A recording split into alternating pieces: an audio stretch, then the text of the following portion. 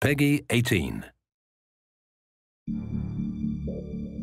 Homefront is a first-person shooter. It's set in the year 2027. One of the main hooks of Homefront is its premise. It's an Occupation USA setting. Homefront's an opportunity for us to tell a story that's near and dear to our hearts in an environment that's very familiar but been warped beyond recognition. It's a story of really survival and adaptation. What it feels like to be part of a resistance fighting for your country, to give the last full measure for something that you really believe in. In a lot of other games, you blow into a place, a slum or something like that, and you kill 100 people, and at the end of the level, you jump into a helicopter and fly away. At the end of our levels, there's no helicopter. You have to stay and live with the things that you did. Bringing 2027 to life in kind of a suburban and rural setting all comes down to picking the things that everybody's extremely familiar with. The buckets are now water collectors. The children's toys are still there, but they might just be repurposed for something else. This is a survivalist nation now. Now it's about being a member of a resistance cell in occupied America and doing what it takes to liberate your country from this alien oppressor. The idea for Homefront actually came from a few different angles, really. One of them was Red Dawn. I'd watched that, and that was very inspirational. John Milius is like a great American film creator. Apocalypse Now, Red Dawn, and Conan. He's just the type of guy that has this natural creative ability. He just knows when something's good. And he really brings 30 years of storytelling experience to us. Speculative fiction basically means we are giving the audience what-if situations. What if America was invaded by Korea? What if this happened? And then filling out the answers to that. And that's really where the high premise of Homefront comes from. We said, what if USA was occupied?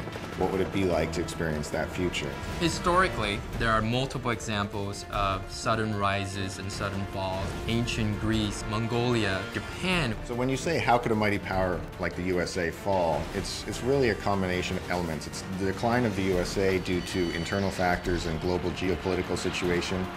And there's a war in the Middle East. There's Saudi Arabia and Iran involved, and that disrupts oil supplies. And the rise of a new power. The United States' big weakness is their just-in-time economy. Your local supermarket has 3 days worth of stocks on the shelves. If something gets in the way and disrupts that, that's it for our country. Our country is on the razor's edge. The North Koreans are the perfect enemy. The only North Korean that anybody knows is Kim Jong-il. This morning comes the news of Kim Jong-il's death.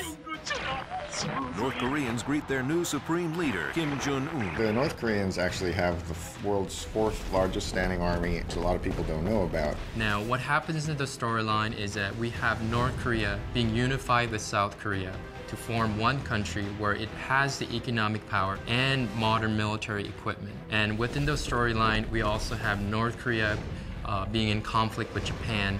And training on American weapons and getting a lot of modern training and really building up a military from the other countries in the East Asia region. North Korea is able to invade the United States through its well-prepared military strikes. That involves a EMP strike. EMP is an electromagnetic pulse. It sends out a particular type of energy that blankets the Earth, and what that does is it deactivates modern electronics.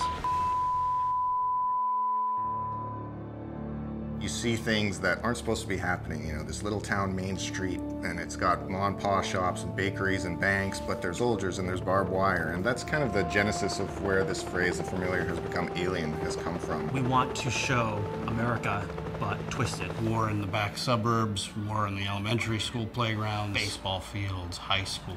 Golden Gate Bridge becomes a battlefield. That's pretty darn alien if you ask me. It takes seeing an enemy hurting innocent people in front of you to make you understand why you're doing the things that you're doing. This is your backyard. This is literally Homefront.